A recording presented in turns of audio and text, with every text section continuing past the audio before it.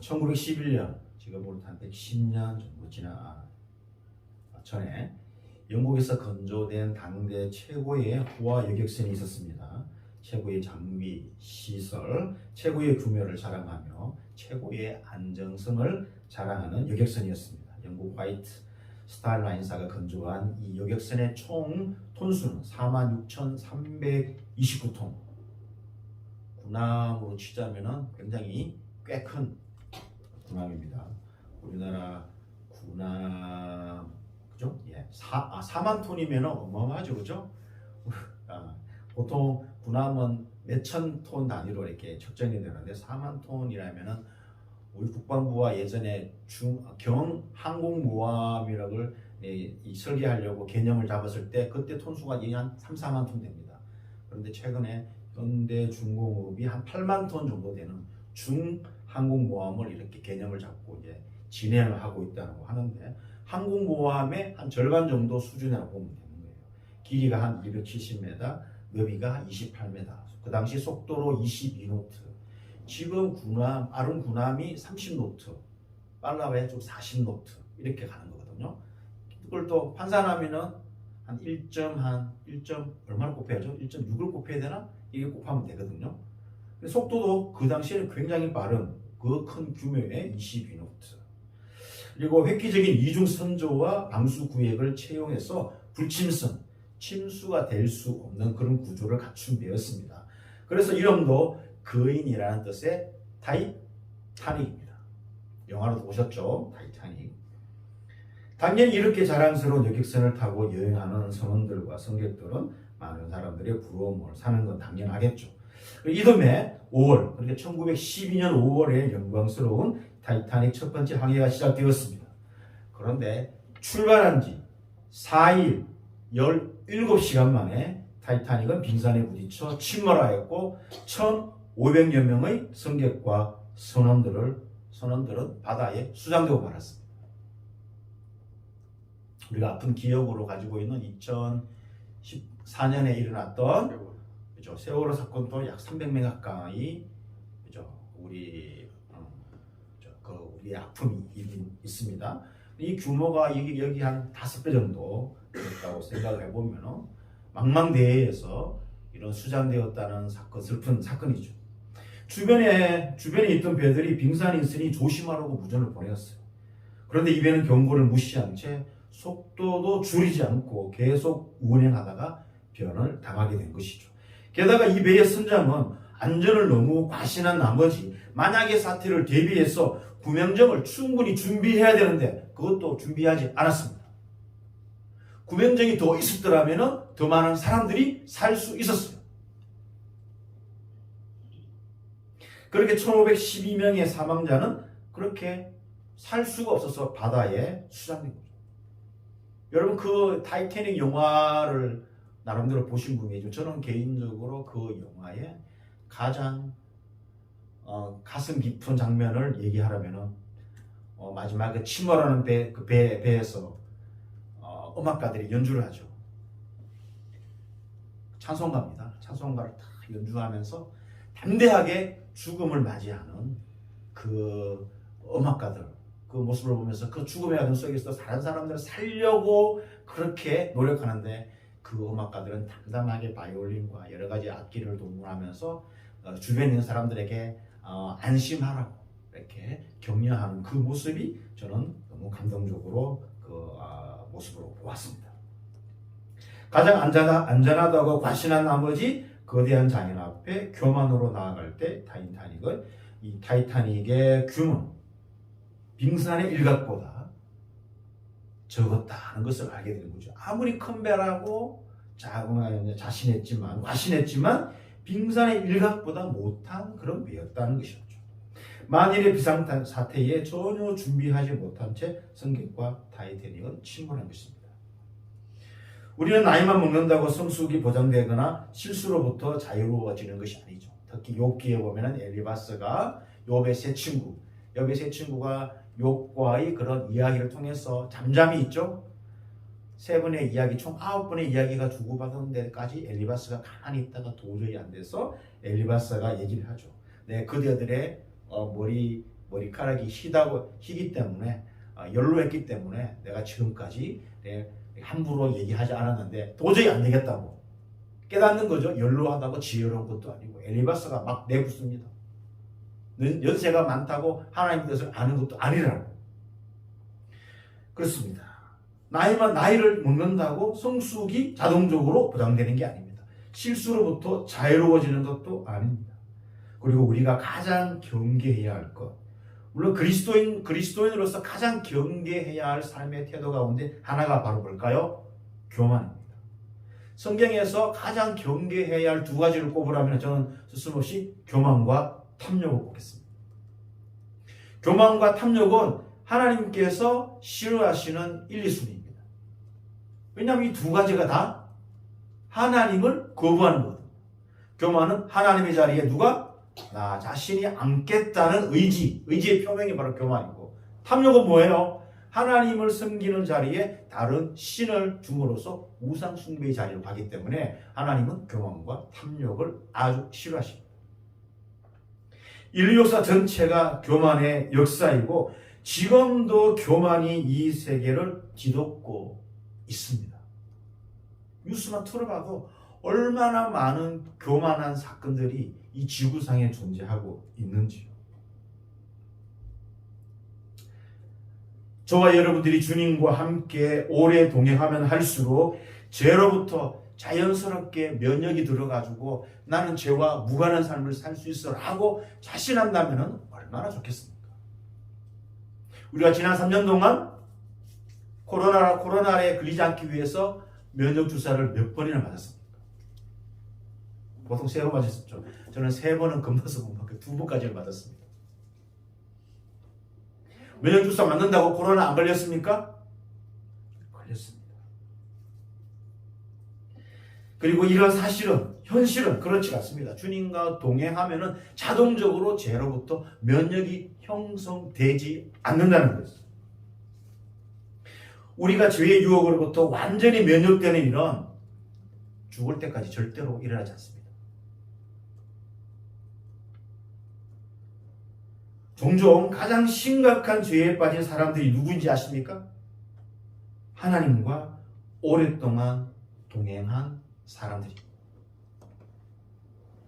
하나님과 친밀한 관계를 유지하면서 많은 사람들에게 존경을 받는 사람들 가운데 심각한 죄를 짓고 교만에 빠지고 자리에서 내려와야 하는 일들이 생긴다는 거죠. 오늘 우리가 읽은 사무엘하 24장, 여러분 성경책 보면은 또 병행장은 역대상 21장.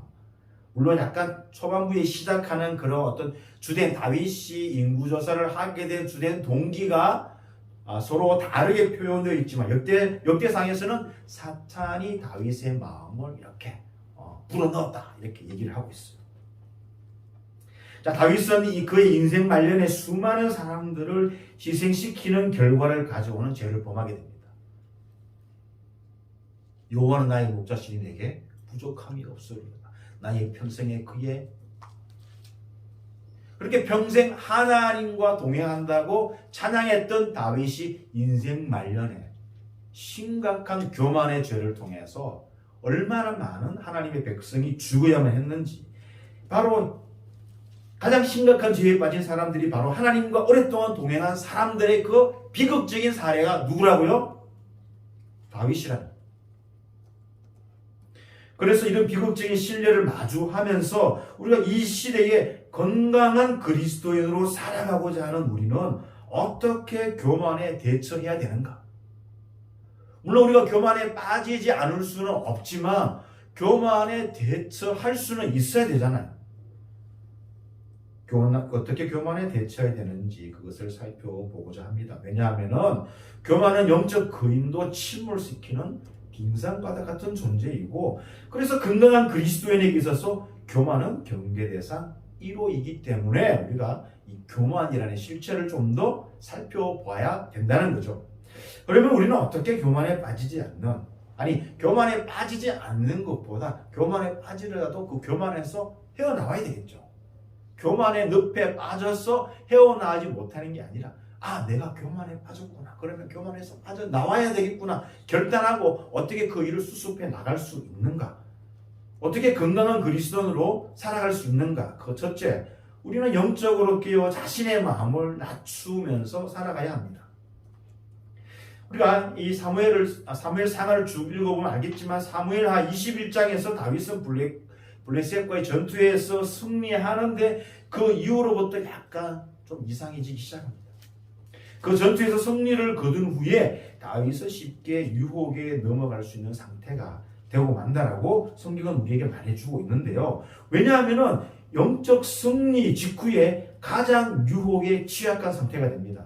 이거는 영적 삶뿐만 아니라 일반인들도 큰 어떤 쟁취를 경험하고 승리를 경험하고 그 뒤가 인간이 유혹에 빠질 수 있는 취약한 상태라는 것을 알아야 됩니다. 일반인이든 그리스도인이든 내가 유혹받을 수 있겠구나를 우리가 생각할 수 있는 그 지점은 어디예요? 내가 싸워서 승리했던 그 지점입니다. 그 지점이 내가 넘어질 수 있는 유혹에 빠질 수 있는 취약점이라는 것을 알아야 돼요. 그때가 바로 사탄이 덫을 놓는 때입니다. 다윗은 자신의 땅에 얼마나 많은 인구가 살고 있는지 알고 싶어 했어요. 이거 제가 뭐라고 했어요? 다윗이 자신의 땅이라는 표현을 썼어요. 이 말이 중요하죠. 하나님의 약속의 땅이 어느새 자신의 땅으로 둔갑하고 있는 것입니다.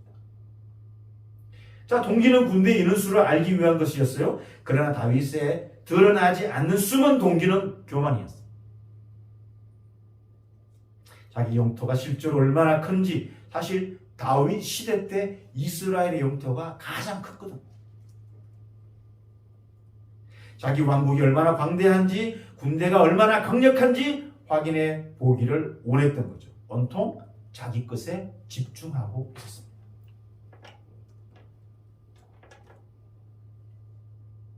인구를 조사하는 것을 흉악한 죄로 본문은 성경은 진술하고 있습니다. 심지어 영적 도덕적으로 둔감한 요압조차도 인구조사를 반대했어요. 다윗의 오른팔이라고 하시는 군대장관 요압은 영적 도덕적으로 깨끗하지 않는 사람이에요. 그냥 2인자 자리를 빼앗기지 않기 위해서, 그 자리를 지키기 위해서 살인을 스승치 않고 거짓 행동을 스승치 않고 그 자리를 2인자 자리를 지키려고 살아왔던 사람이 누구라고요? 요압이에요. 그런데 그런 요압조차도 다윗의 결정이 하나님의 뜻에 반한다는 사실을 알았어요. 요압이 인구조사를 반대했지만 다윗은 강행했습니다. 본문의 이야기는 믿음으로 하나님을 의지하며 살아가는 삶에서 어떻게 급격한 이탈이 일어날 수 있는지를 우리에게 보여주고 있어요. 인구조사는 단순히 오늘날 우리가 인구조사하고 개념이 틀린 겁니다. 이 구약성경 이스라엘 시대 때 인구조사를 통한 군인을 계수하는 것은 하나님을 신뢰하는 것과 반대되기 때문이에요.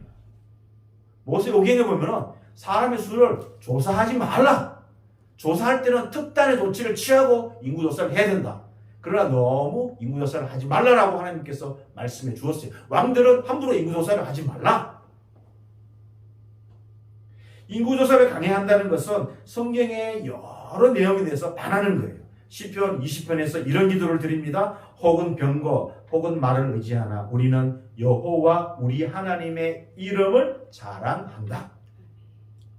사무엘상 14장 요나단이 블레셋과의 전투에서 자기의 무기든 소년에게 한 날이 있어요. 여호와의 구원은 사람이 많고 적음에 달리지 아니하였느니라. 요나단이 했던 말 가운데 너무나 귀한 말이에요. 하나님의 구원은 사람이 많고 적음에 달리지 아니한다라고 고백했어요.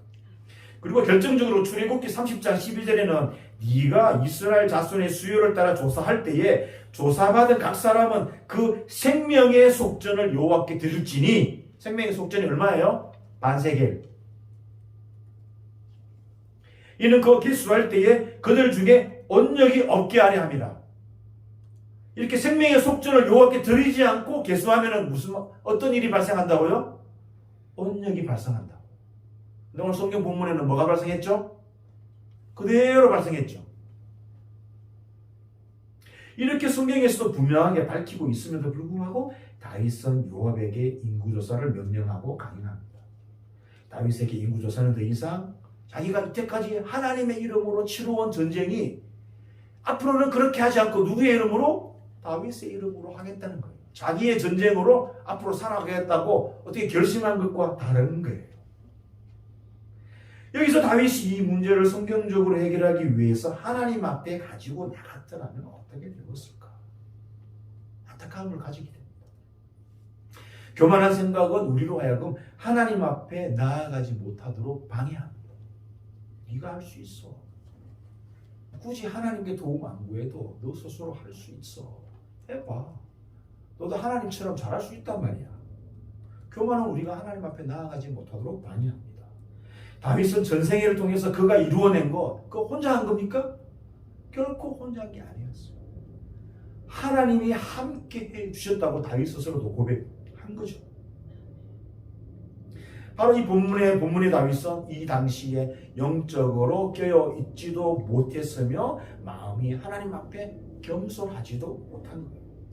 우리도 종종 이럴 때가 있습니다. 이번 일은 내가 정말 열심히 노력해서 얻은 노력의 열매야.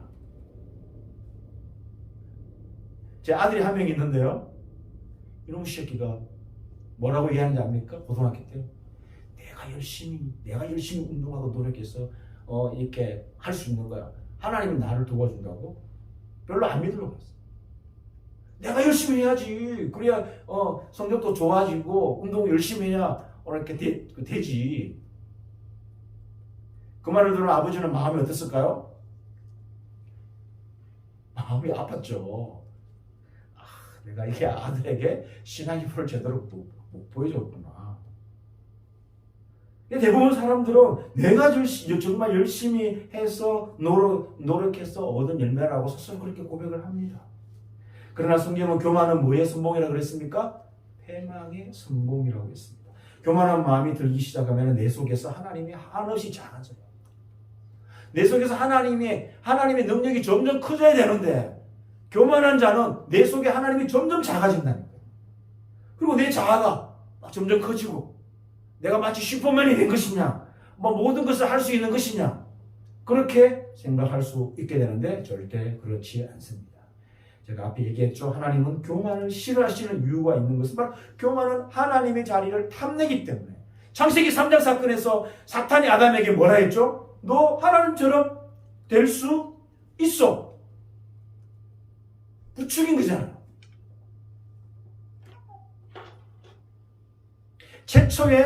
최초에 뭐가 있었다? 교만이 있었던 거예요. 하나님 자리를 탐내고자 하는 아담의 교만의 죄가 있은 거예요. 교만은 하나님의 자리를 탐내는 거예요.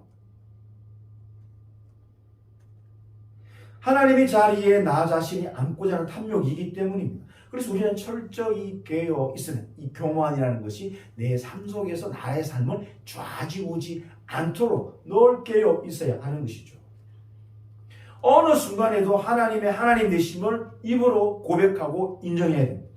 그래 우리가 겸손한 마음으로 살아갈 수 있게 되는 것입니다. 그리고 영적으로 깨어있는 것, 깨어있고 마음을 겸손하게 낮춤으로써, 근데 세상은 겸손한 걸 별로 안 좋아해요.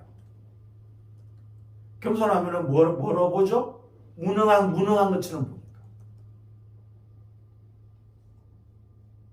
근데 그리스도인은 그게 아니죠. 그래서 우리는 영적으로 깨어있고 마음을 겸손하게 낮춤으로써 끊임없이 하나님의 뜻에 순종하고자 하는 훈련을 할 때 교만에서 벗어나는 힘을 얻게 되는 거예요. 바로 우리는 그때 이 시대에 영향력을 끼칠 수 있는 건강한 그리스도인으로 살아갈 수 있게 되더라는 것입니다. 그러면 둘째로 우리는 어떻게 교만에 빠지지 않는 건강한 그리스도인이 될 수 있을까? 그 두 번째로 우리는 타인의 조언을 무시하지 말아야 됩니다. 자, 20절에서 다윗은 지혜로운 조언을 받게 됩니다. 자신의 결정을 다시 생각해 볼 여지를 요압을 통해서 얻게 되죠. 그러나 불행히도 다윗은 요압의 말을 거절합니다. 왜냐하면 다윗은 요압을 싫어하거든요. 왜냐하면 성경을 사무엘상하를 읽어보면 알겠지만 다윗은 몇 번의 기회를 통해서 요압을 제거하고자 했는데 잘 안 된 거예요. 불행하게도 다윗은 요압의 조언을 무시합니다. 3절 말씀입니다. 우리 함께 읽어보도록 하겠습니다. 3절 말씀. 요압이 왕께 아뢰되 시작. 요압이 왕께 아뢰되 이 백성이 얼마든지 왕의 하나님 여호와께서 100배나 더하게 하사 내 주 왕의 눈으로 보게 하시기를 원하나이다. 그런데 내 주 왕은 어찌하여 이런 일을 기뻐하시나이까. 아멘. 그래서 요압은 다윗에게 이 인구조사는 현명한 게 아니라고 얘기합니다. 충고하죠. 하나님이 기뻐하지 않는 일을 어떻게 왕이 기뻐하냐고. 하나님이 기뻐한 일을 왕이 기뻐해야 되는데 하나님이 기뻐하지 않는 일을 어떻게 왕께서 기뻐하시냐고. 다윗은 명백한 사실을 전혀 이해하지도 받아들이지도 못했습니다. 다윗은 왕이라는 자신의 신분을 그 지위를 이용해서 요압에게 강압적으로 명령했습니다.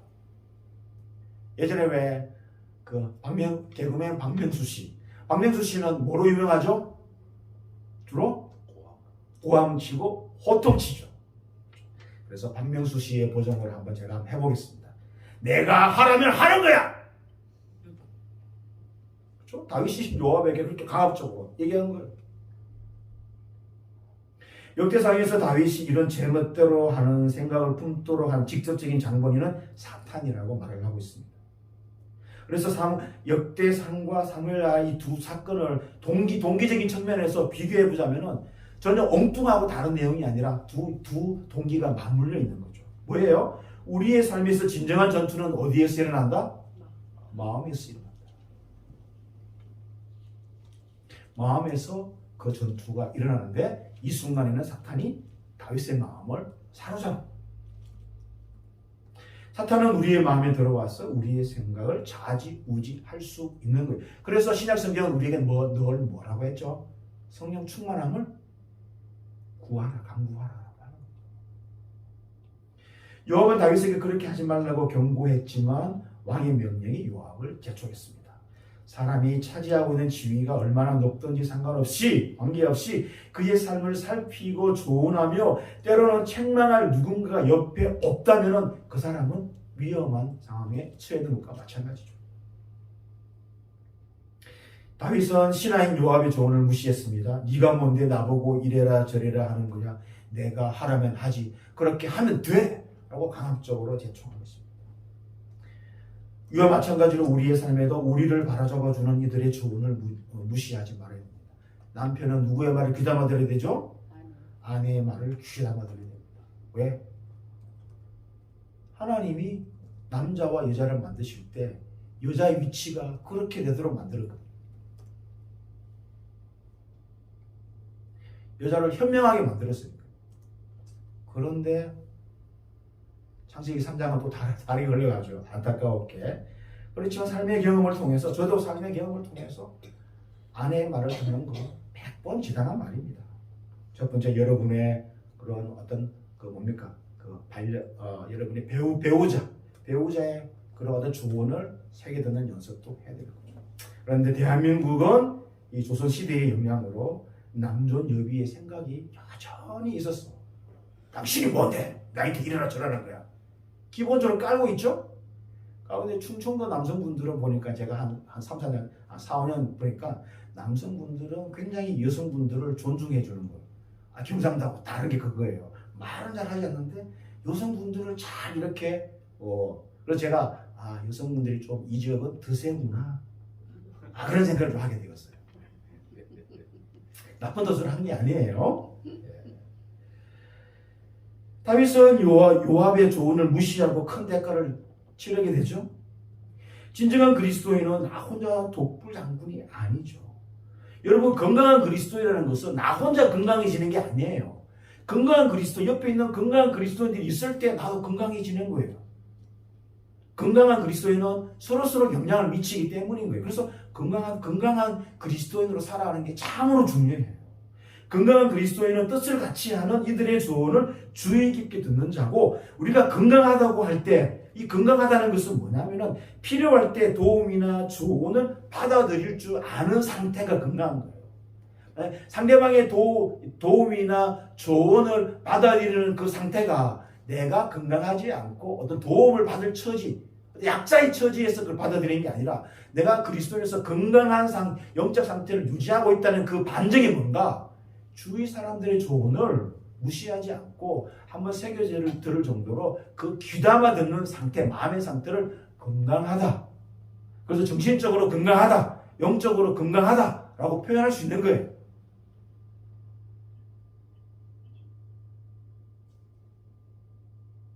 신앙적으로 건강하다는 것은 나 홀로 모든 것을 할 수 있는 상태가 아니에요. 함께 공동체를 세워가고 함께 하나님의 나라를 위해 협력하는 자세가 건강하다는 표현이에요. 사랑하는 성도 여러분, 우리에게는 하나님의 나라를 위해 함께 살아가는 믿음의 형제자매들이 있어요. 내가 똑똑하고 타인보다 좀 낫다고 생각하는 순간 우리는 오늘 본문의 다윗의 모습과 마찬가지일 수 있다는 거죠. 다윗은 자신의 뼈저린 경험을 통해서 오늘 우리에게 하나님의 뜻에 반하는 그런 길을 가지 말라라고 우리에게 당부하고 있어요. 사무엘 하를 기록하면서 이 사건, 그 성경을 기록하는 분에게 이 사건은 좀 뺍시다. 얼마나 수치스러워요. 하나님께 징계받아가지고 백성이 지금 7만 명이나 죽었는데 그거 어떻게 당당하게 그 성경에 기록하려고 합니까? 그것만 좀 뺍시다. 이렇게 할 수 있었잖아요. 기록한 이유가 뭐예요? 다윗의 수치스러운 자기의 그런 행동을 전혀 부끄럽지 않게, 당신들도 하나님 앞에 교만하다가는 이런 길을 갈 수 있으니까 조심해야 됩니다. 나의 사례를 잘 귀담아 들으세요 라고 보여주기 위해서 가감하지 않고 그대로 적어놓은 거예요. 자, 그럼 세 번째로 우리는 어떻게 교만에 빠지지 않는 건강한 그리스도인이 될 수 있을까? 그 세 번째로 우리는 자신의 교만한 죄를 고백해야 하는 것이죠. 자, 10절 말씀입니다. 다윗이 백성을 조사한 후에, 시작. 다윗이 백성을 조사한 후에 그의 마음이 자책하고 다윗이 여호와께 아뢰되 내가 이 일을 행함으로 큰 죄를 범하였나이다. 여호와여 이제 간구하오나니 종의 죄를 사하여 주옵소서. 내가 심히 미련하게 행하였나이다. 아니라. 아멘. 자, 이게 바로 다윗이 하나님의 마음에 합한 사람인가 그 이유를 보내주는 또 장면이기도 합니다. 그의 생의 마지막까지 하나님을 향한 영적 민감한 마음은 가지고 있었다는 거죠. 다윗은 때로는 영적 둔감한 상황에 빠지기도 하였지만 기본적으로 영적으로 매우 민감한 사람이었습니다. 제가 자카르타 있을 때에 유명한 그 의사 선생님하고 오셔가지고 강의를 하는데 그 강의 중에 이런 말을 했어요. 여러분, 몸은 둔감하게. 아니. 어떻게 얘기했더라? 반대했는데? 영혼은 민감하게, 몸은 둔감하게. 그랬어요. 의사로서. 몸이 민감하면 어떻게 되죠? 병을 알아요. 스트레스가 만땅으로 쌓여가지고 각종 질병에 걸리게 돼요. 몸이 계속 둔감하도록 계속 내버려 둬야 돼요. 근데 마음은, 영혼은 민감해야 돼요. 죄에 민감해야 되고 하나님께, 죄에 민감함보다 하나님께 민감하면은 죄는 당연히 멀리하게 되어 있는 거죠. 다윗은 기본적으로 영적으로 매우 민감한 사람이었습니다. 그래서 요압에게서 인구조사를 보고받을 때 그런 보고서를 이렇게 자세히 읽기 시작했을 때 그런 중에 하나님께서 요압이 원래 했던 충고를 다시 생각나게 했을 겁니다. 이런 일을 정신이 든 거죠. 버쩍 든 거죠. 그냥 시간이 굉장히 걸렸다고 얘기하잖아요. 몇 개월이 걸렸다고 했잖아요. 하나님께서 그 내리에 대답을 들려주시는 거죠. 오로지 너의 교만함 때문이야. 죄는 엄청나고 끔찍한 대가를 치르게 합니다. 그런데 저나 여러분들이나 죄의 대가를 지불하려고 잘 하지 않아요. 이게 오늘 그리스도인들의 죄의 대가를 지불하려고 하지 않는 자세예요.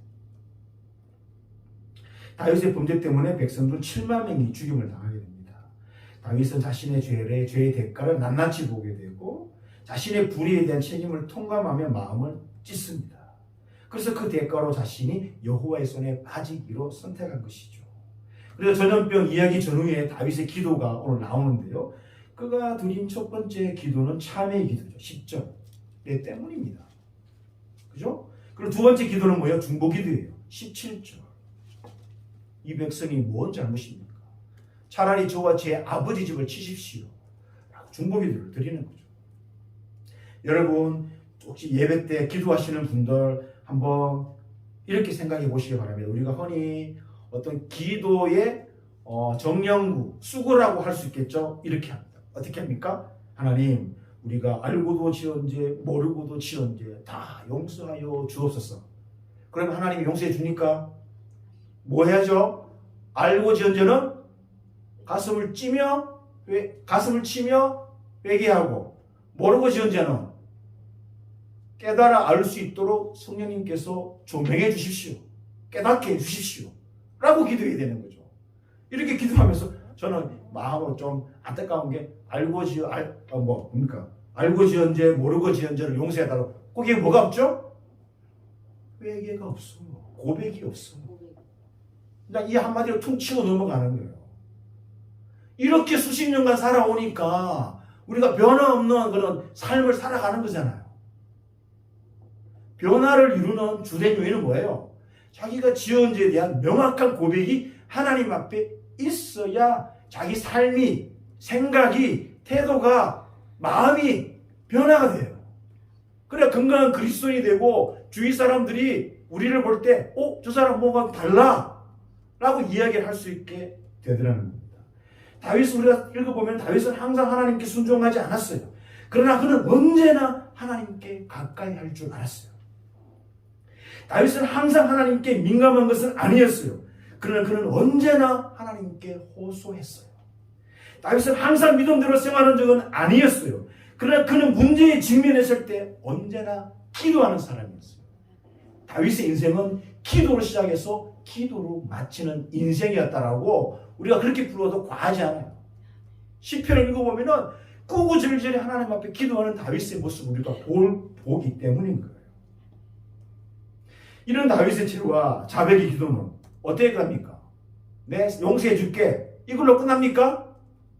아니, 진실한 회개, 처절한 반성, 그 뒤에는 뭐가 오죠? 하나님의 은혜가 들어와요. 내가 생각지도 하지 못했던 놀라운 은혜가 그 죄의 고백으로부터 홀로 들어온다고.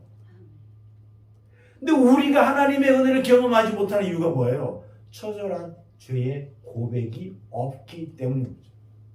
그래서 여러분 예배 드릴 때 뭐가 있죠?